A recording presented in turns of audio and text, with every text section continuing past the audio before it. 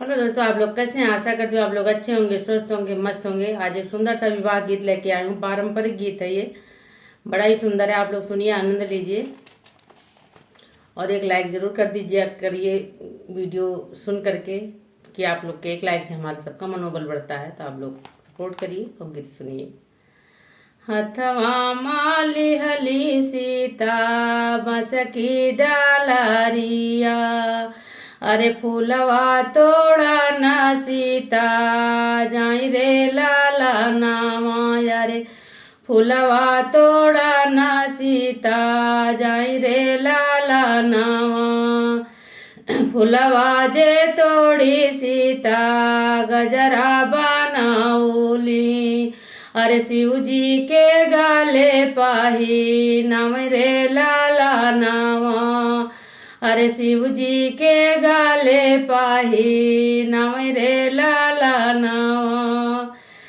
गजरा पैराई सीता घर कहाँ लाउटी, अरे शिव बाबा दिया ले आ सिसरे लाला नामा, अरे शिव बाबा दिया ले आ सिसरे लाला नामा।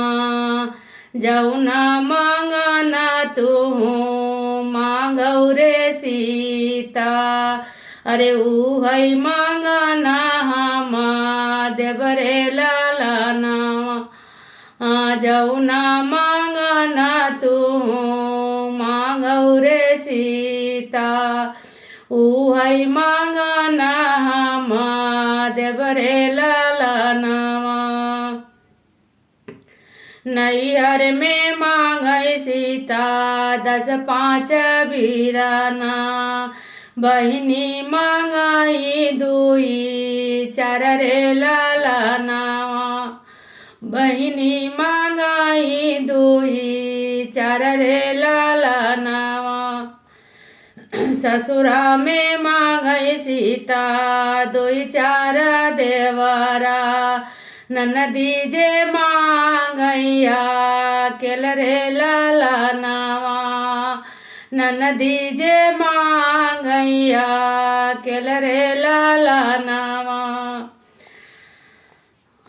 पुना के मांगै सीता अवध के सेंदूरा, और हमारा करे गोद के लाला नामा, और हमारा करो गोद के लाला नामा।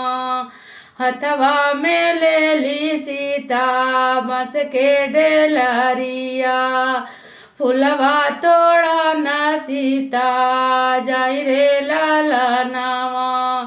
फूलवा तोड़ा ना सीता जाई रे लाला